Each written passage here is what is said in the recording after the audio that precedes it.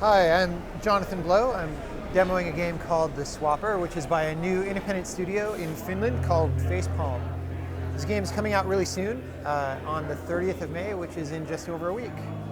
It's a very atmospheric game, so you can see I'm this little spacesuit person, and I've crashed in this escape pod that looks sort of like a soup can with some stuff stuck on it.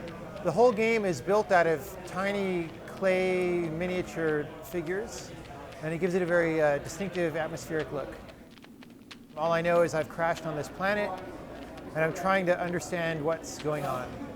You have a very sort of minimal tutorial that teaches you how to use objects.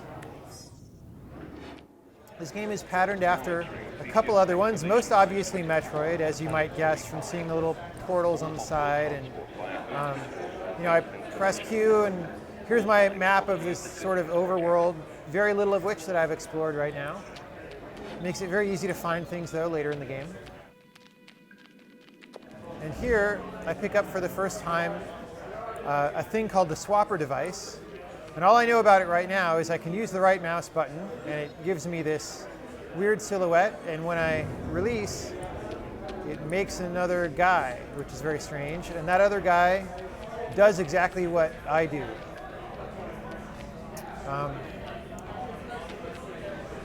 And I don't really know what that's for yet.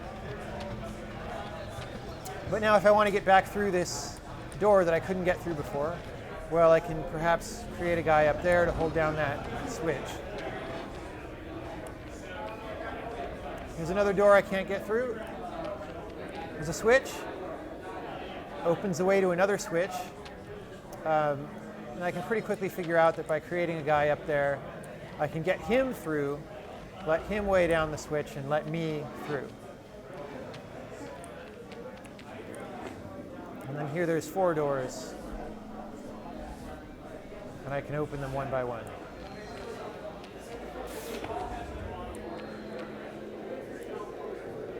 We won't sit here and read all the way through this, but there's story bits that happen in 2 ways through the game. One is voice acting audio logs, and one is text logs. Here's the map again. We can see a little more. Anyway, so now I want to get across to this teleport station, but I can't. If I try to run, I'll fall and die.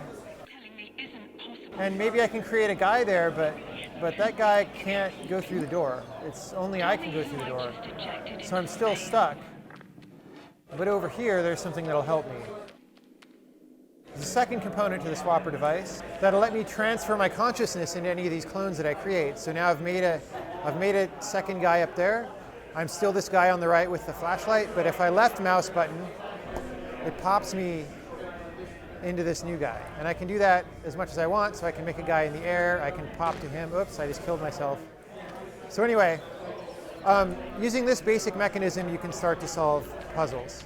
So now, as you can see, it's pretty straightforward for me to get across that gap that I couldn't have breached before. And so now I have a red light situation where the red light blocks Swapper rays. So I want to make a guy up there so I can proceed, but whoops. Let me do that again. I want to make a guy up there, but I can't shoot my control beam into there. So instead I can make a guy over here. He'll step on the switch, which allows me to put a guy up here and switch my consciousness into that guy. Yeah, it's a really quite a beautiful game, actually. And right now we're in this cave sort of environment.